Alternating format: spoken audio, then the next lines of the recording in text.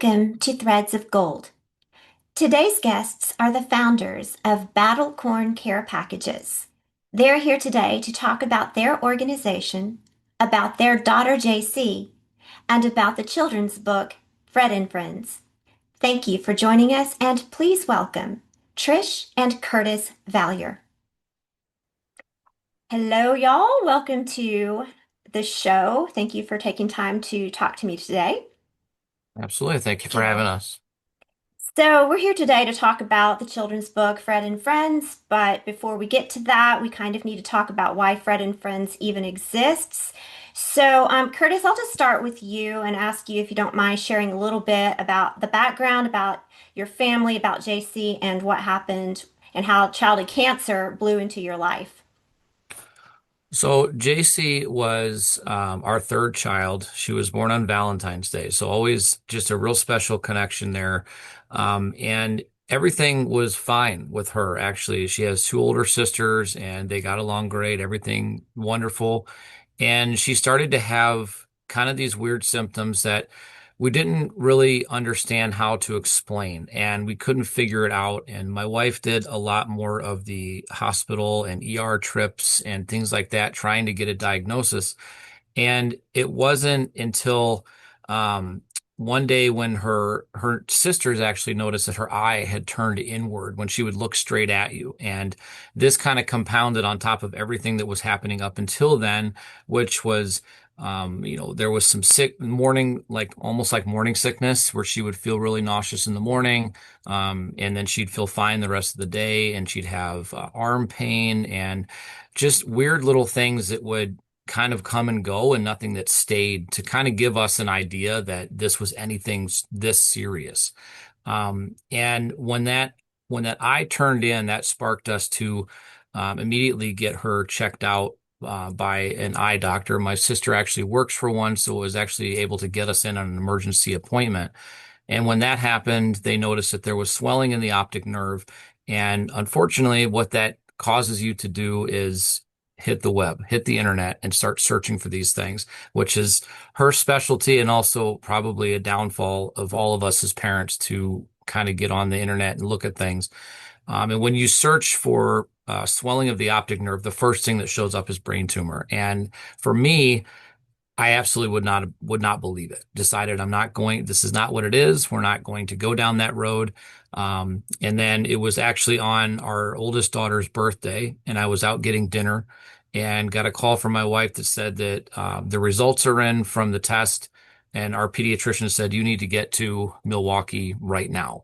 And they're going to be waiting for you, and they know you're coming. You need to get there without any more information than that, just that you need to drive 2 hours to get to the hospital. Um, and it got us there. They checked us in. They did the initial, all the checking things and stuff. And then we sat there for about 2 hours waiting, to get in to the actual exam room. And within 10 minutes, they had done a CT scan and came back and told us it's a mass in her brain. They were very careful not to say tumor, or anything more than that, just that it was a mass. And you were going to be admitted like right now. Like this has got to happen. And we were admitted. And I will say forever that, it was 2 or 3 o'clock in the morning and I had to sign a document stating, what we all have to look at as a surgery is this is all the things that can happen, but this is your consent for us to do surgery on your daughter. And I signed it on the back of a tissue box because that's all we had at that moment. And from that point on, it was a 12-day stay in the hospital, three surgeries to completely remove the tumor and have her stabilized to the point that on the 12th day, which happened to be 2 days before her seventh birthday, she walked out of the hospital on her own. And that was, we thought, what, we beat this thing. We're going to move forward and we're not going to have to worry about it anymore. Even if after the cancer diagnosis, we thought she's blowing their minds and saying, you have to prove to us that you need to stay and all of this. And she just decided, I'm not staying here anymore. I'm leaving. And we went home and awaited basically further information. So that's a very, I don't know, I broke it up a lot, but that's, a very generic version of kind of how it happened. But it was a lot of being turned away by doctors and misdiagnosis, and it's only this, it's not this. And we've come to realize in this community, a lot of it is they're not looking for the bigger picture. They're looking for the quick fix. Hmm. And I don't know necessarily that that's doctors not wanting to do their job. I think they don't have the tools to properly diagnose these things in a quicker manner that would give us an opportunity to fight it sooner. Gosh, that is such an important statement that you just made because obviously a lot of kids, it's delayed diagnosis. And often that's what leads down that dark road of they're not surviving because it's been going on for so long. And nobody wants to believe, what pediatrician wants to believe there's something wrong with a child besides just your typical common cold, right? I mean, Right. I don't know that they're equipped for it. Right. I think that's and our our pediatrician when the diagnosis came, so when we were in the hospital, the oncologist came and said this is what it is. It's choroid plexus carcinoma, and the outlook is not good. And that's all he said to us. And then he left. Like that was what we got from it.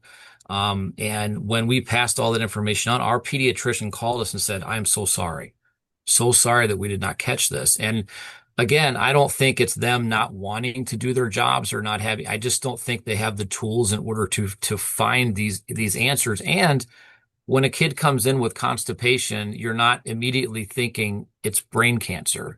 And I get it, I do. But at the same time, when the symptoms keep lining up and when you Google all of her symptoms in one, it will pull up this diagnosis. And it's one of those things too where, the biggest thing is trust your gut. And a mama gut is never wrong. And she knew something was wrong. I was very much in denial about it, even up until the diagnosis. Like, this is not what it is. I can't, absolutely not. We're not going to be that family in the commercials. It just can't be. And she knew something was wrong.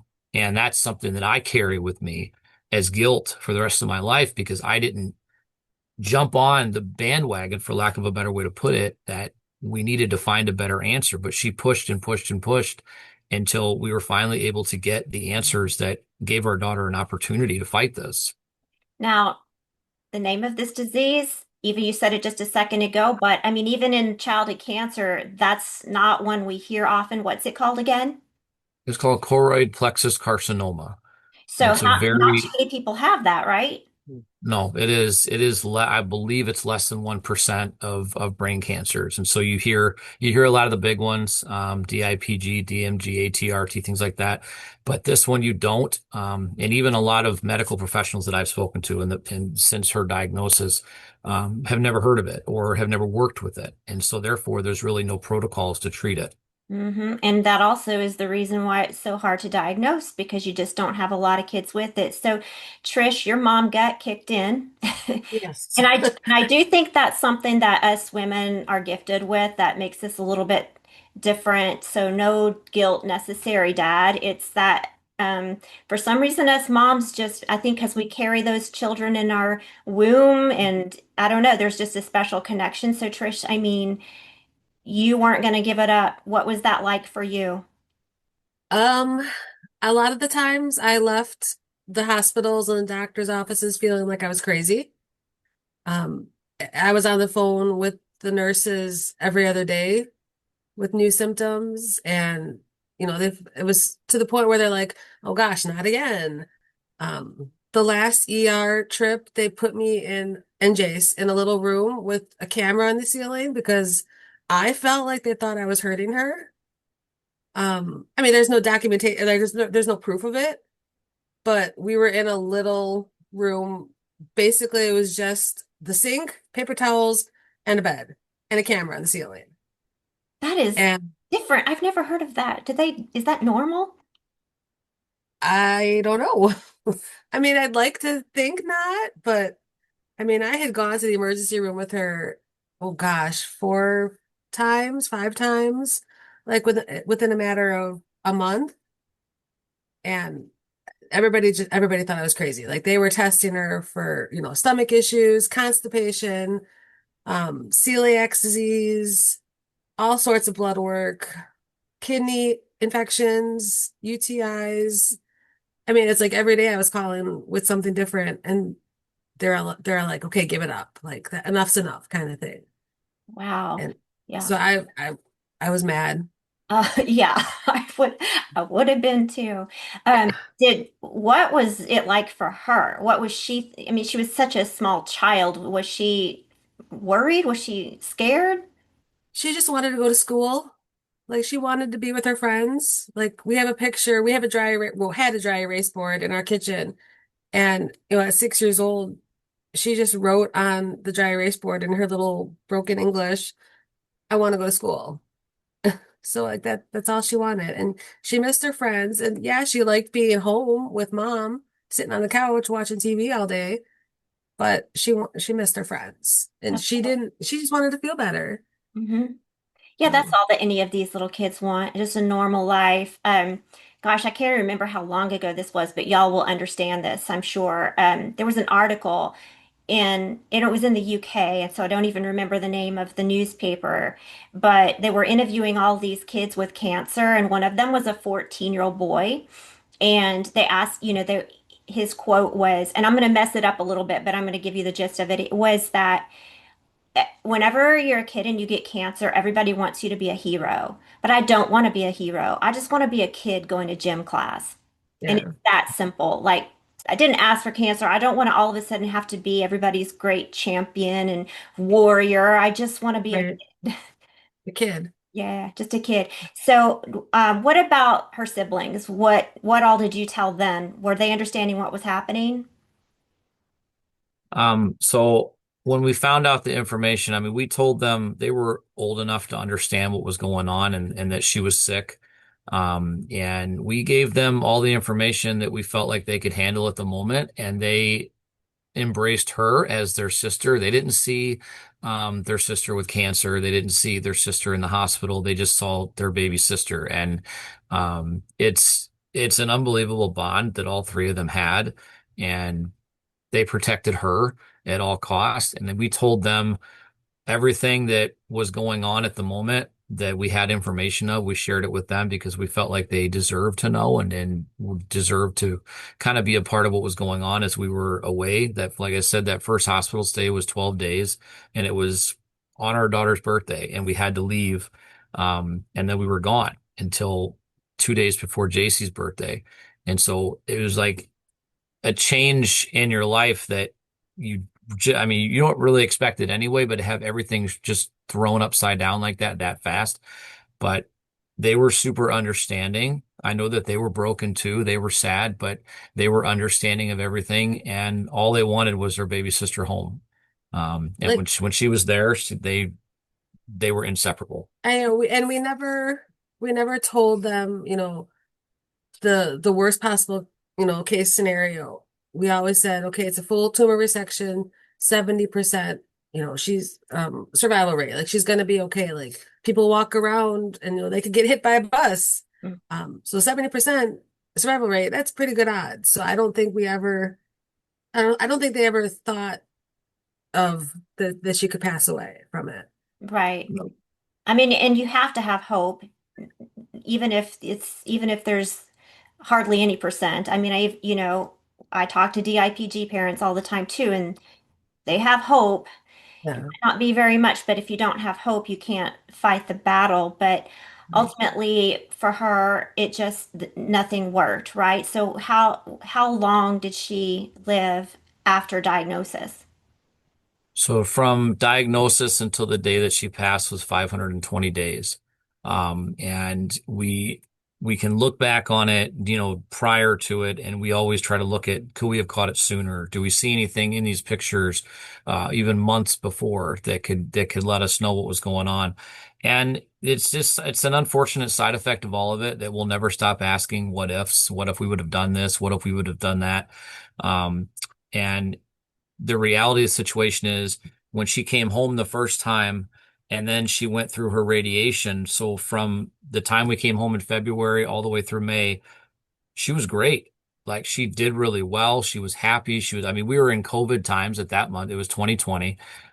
So they were essentially home from school anyway. So that was kind of a blessing because she wasn't the only one stuck at home.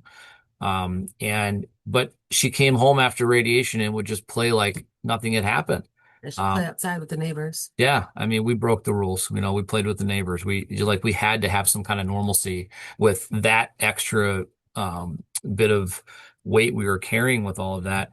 And you wouldn't know anything was wrong. And she was really solid all the way up until September. I mean, it was really, really good for her. And we thought, wow, we've really beat this thing, and we've proved everybody wrong because the survival rate of that type of cancer, even with a total resection, is not great. And it's not great, up to that 5 years and everything. It's not a good outlook because they just don't have the tools to fight it. But she had a really good possibility, chance because of the total resection. And, when they were done with radiation, they said she doesn't need chemo. She's showing no signs of disease. She's NED right now. Everything is good. And that was like just rejoicing for us to come home and have that news. And, but that goes back to the what ifs. What if we would have done chemo then? Would it have made a difference if we didn't change that plan? Um, you know, I don't think it would have, but who knows? And, um, you know, 520 days, honestly, in the pediatric cancer world is actually kind of on the longer end for children with brain cancer that survive it. Um, and I mean, we cherish the days that we had with her, but it was definitely hard to watch her decline in a way that she couldn't be who she wanted to be. She couldn't just be that kid and not worry about all this stuff because she so badly just wanted to do normal stuff and didn't want to worry about anything else in hospitals and doctors and all that stuff.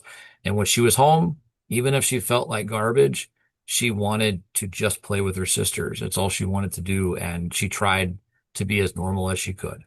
Yeah, of course. And it sounds like you tried to maintain some normalcy in your home with everybody. But these diseases are hideous, and I'm sure everybody can ask what if this or what if that, but there, like you said, it's impossible to know. Yet here you are, she's obviously she fought 520 days. That is a lot of fight for a little child to have. When when she finally did not survive, was she at home when she passed? Yes. Yep. So her sisters were there, everyone was there. Yep. Yeah, we made a decision um like about 2 weeks prior to that. We had made a decision. She was in Milwaukee, and they pulled us in the room, and basically they told us, listen, there's nothing more we can do. You need to just enjoy the time you have with her. And we said, okay, we're going home. And it was hours and hours that they fought us going home. They didn't want us to leave. They said, you need to stay here. We'll send you by ambulance. And we said no. And we signed her out of the hospital AMA, and we took her home. And we had her on hospice care for 12 days. But that was a major thing for us, was that she needed to be home, and we did not want the last thing that she saw to be a hospital room. So she came home with us, and she actually had several good days while she was at home before she just really started to decline. But the night that she passed, everybody was with her. Everybody got to say goodbye to her. Wow. Uh, So I mean, how old were the other two children at the time? Um, fif- 15? 15 and 13?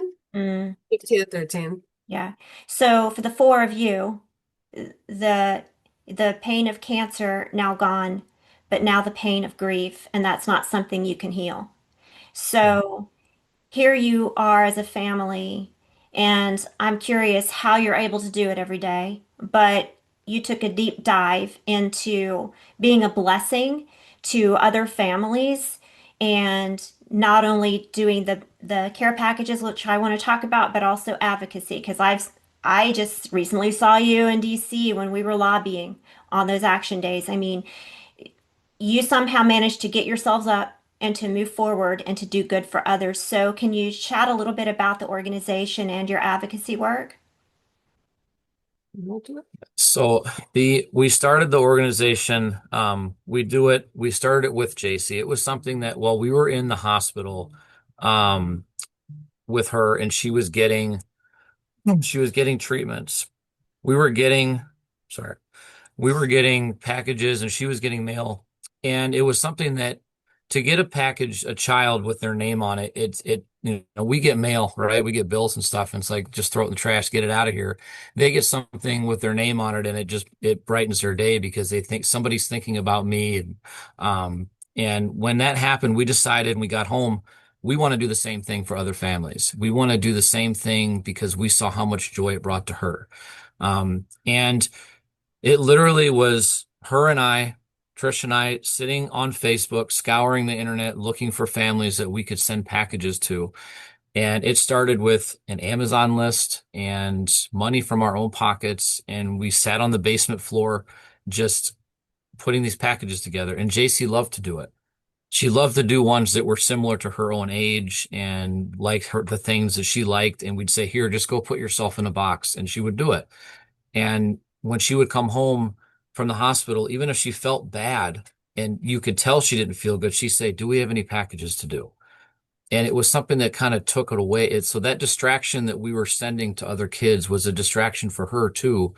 And it allowed her to kind of do something good for other people, which is something that all of the kids that we have met in this community, they possess that heart, that genuine inside that all they want to do is care about other people. And even in their final moments, you're going to be okay. Hey, I'm going to be okay. And they're worried about everybody else. And so we started it like that. And it has shifted spaces in our house more than once as it's gotten bigger and expanded.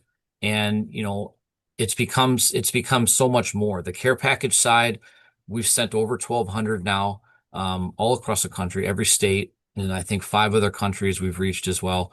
And it's nonstop and it's a lot of work, but it definitely it's a passion that we have to continue to put JC's name out there and cement her legacy like this. And it's evolved into the advocacy side because we thought we can do this for all the kids. We want to be out there and be their voices too when they can't speak. And so traveling to DC or going to our own capital, whatever, using social media, whatever we can do to continue to spread the word about pediatric cancer and that it's not rare and it's not something that we can just turn a blind eye to. And no matter what you hear and read, it's not something that's getting better. If anything, it's getting worse. And I think we're going backwards in this fight. And so our organization has gone from strictly care packages to now kind of a global mission of touching as many lives as we can. But it's all in honor of her, in honor of JC, but making sure that we cement her legacy and everything she left behind for us to do. Because I take very much to heart what was said at her funeral was that when she got to heaven, she said, "But I only had 8 years." Mm, And God looked at her and said, "But look what you did in those 8 years." that is so powerful. Yeah. Oh, yeah. It's the only, so I've never lost a child to cancer, so I cannot put myself in your place. I often try to, so I can feel what you guys go through.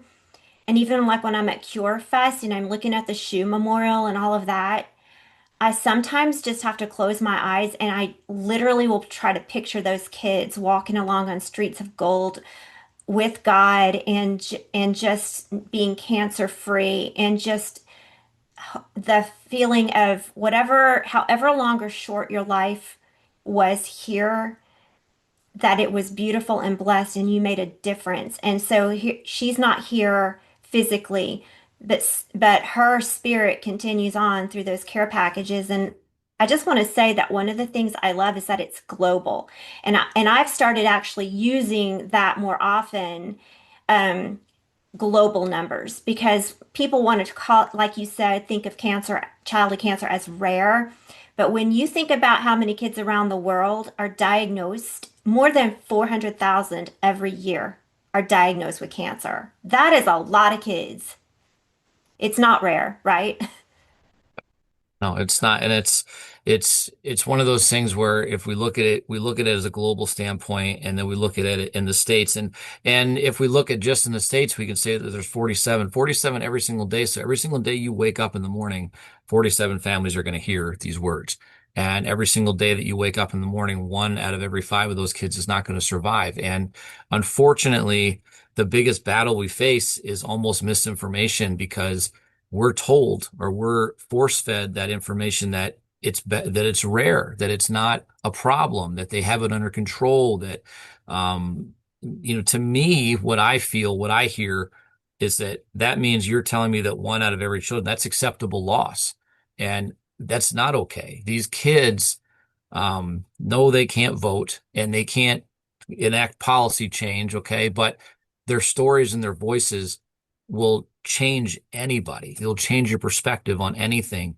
And we're losing every single day. JC wanted to be a nurse. We're losing doctors and nurses and future presidents. We're losing judges and police officers. We're losing all of these kids that were supposed to go on and do something greater than what they're kind of left with. And the thing is, we just want to ensure, for families like ours, that no child's name is ever forgotten, that no child's legacy is ever left behind, and that they're cemented and that they can continue to push on, and that everything that they went through was not in vain. And that's our hope with all of this. Absolutely. And yeah, you're right. They can't vote. They're not old enough to vote, but we are. You and I, and this is one of my appeals. If for anyone listening to this or watching this on YouTube, whether you are connected to childhood cancer or not, if you are a voter, you have the power to bring change. You can talk to your legislators in your state. You can get on the phone, you can send out emails, you can get on a plane and go with us to Washington, D.C. You can talk to them and tell them, hey, y'all, guess what? I vote and I am not okay with this. And especially now, it's important right here, right now, that we make our voices known. So y'all live in Wisconsin, so you do lobbying at home, but you also travel a couple of times a year to DC and lobby there. And what is it like? What is the reception like for people like you, bereaved parents sitting there in front of your representative sharing your story? It's kind of hard for them to tune you out, I assume. Yeah, it's, a lot of the time we sit and we talk with the staff members. They seem like they care and they're compassionate and they apologize for what we've gone through. But at the same time, once we leave their office, we, at least I feel like that they don't care, in one ear out the other.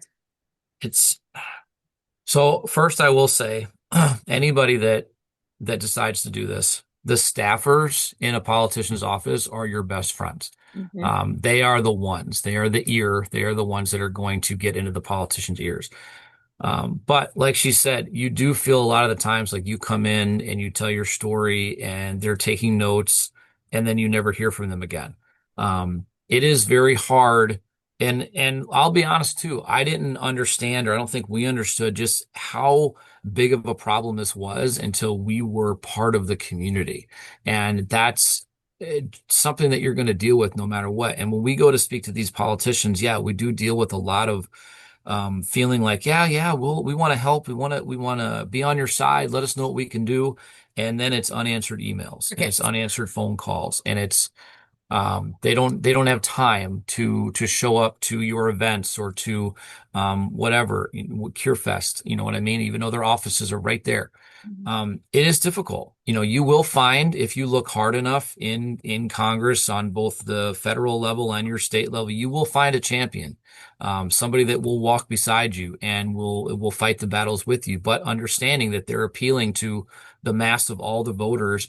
And childhood cancer is not a sexy topic. It's not something that people want to just run to the polls with. And in the light of the world of the past decade, it's not a hot button issue either. It's not something that you can run out and create a law with that people are going to jump on board with. It's not something that you're going to get a lot of news coverage on. I mean, it's unless it is beneficial to the opposing parties. And the thing is what these kids, They are the most it's not a bipartisan issue. It's a nonpartisan issue. They're not Republicans or Democrats. They don't understand any of that, right? They don't understand any of the inner workings of government. But what we as parents can tell them is they don't care enough about you to do something. That's why we have to step in as parents and decide that you're going to listen to what we have to say. Hmm. Because much like a lot of my videos say, or my posts will say on social media, the more you ignore us, the more annoying I become. Because it's about, like, I can call you and email you all day, and I will do that, and we're going to be in DC and we'll be in Madison, whatever. I will keep showing up, and you can choose to listen.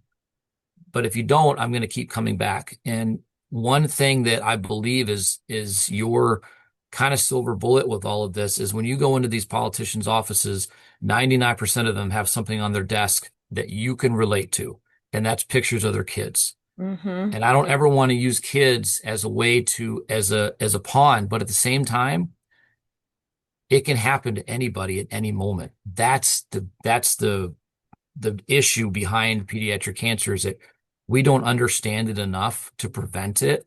So it can happen to anybody. We weren't cancer parents until the day that we were.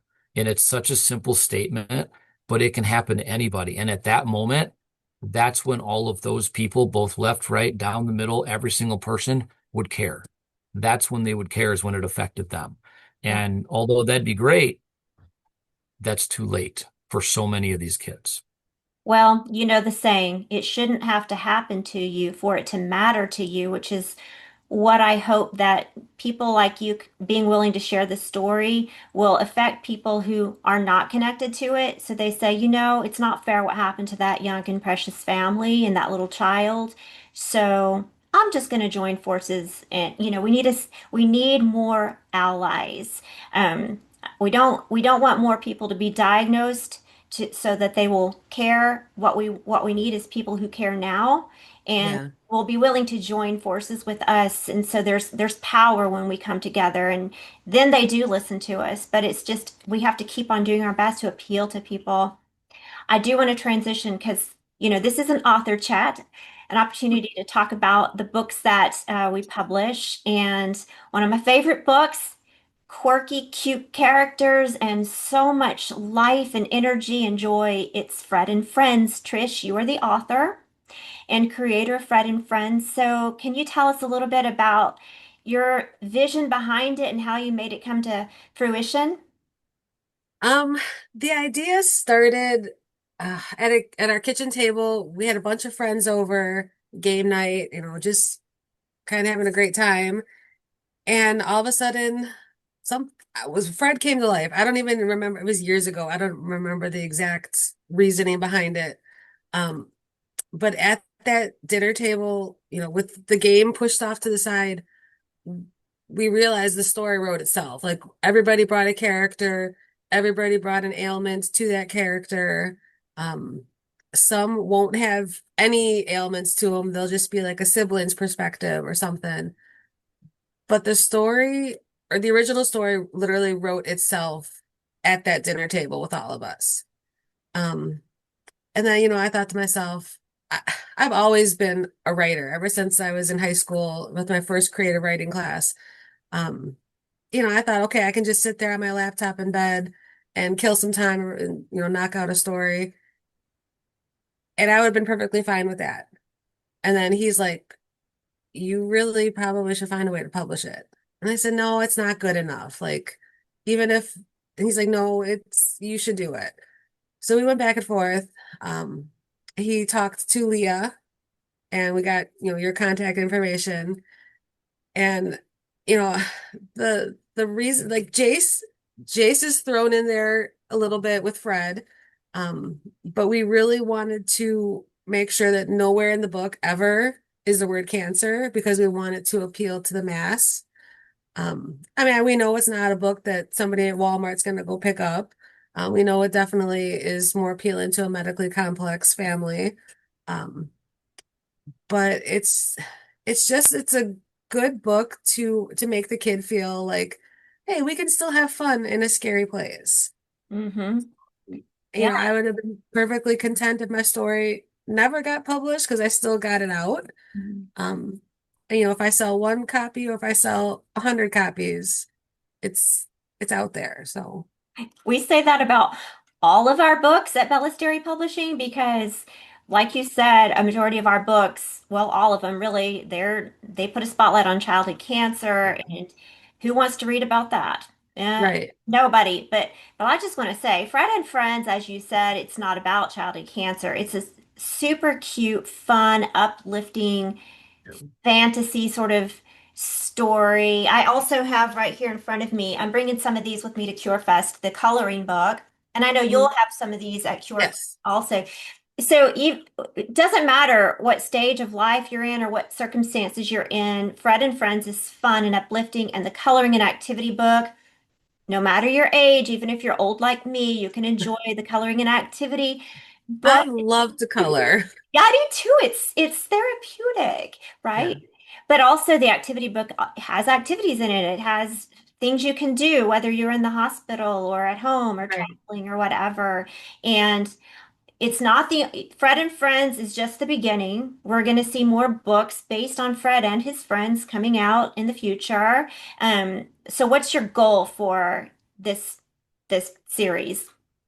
Um, in my mind, I never thought it would be a series. I figured, you know, we're just going to condense all the characters into one book, hence the name Fred and Friends.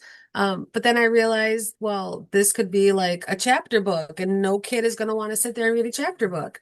Um, so the next one, I honestly I haven't even started working on it yet. Like I got the ideas in my head. I think about the ideas in the middle of the night when I can't sleep. Um, so the next one, obviously, I'll have to start working on it soon. Um, we're going to introduce a llama, the Baba Llama. Him and Fred are just going to take on the world in that book, and then he might have a sibling in the book too. I haven't decided yet. Um, but I just want to explore as many characters and ailments as I can, and you know, we'll probably maybe have a 4, 5 book series. I don't know. It's my brain is a little bit of a We'll see train what we wreck get. sometimes.